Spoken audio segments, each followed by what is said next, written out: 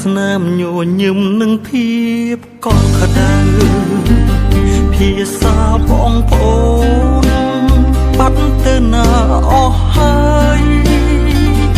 យើងធ្លាប់សន្យាថាមិនបោះបង់ចោលគ្នាឡើយទូធ្លាប់ឆ្លុះគ្នាក៏ដោយ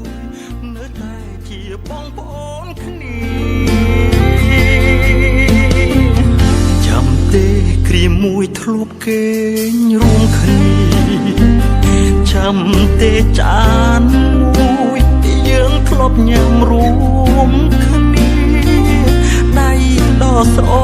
ទន់ធ្លាប់ជួបទឹកភ្នែកលួងលោមគ្នា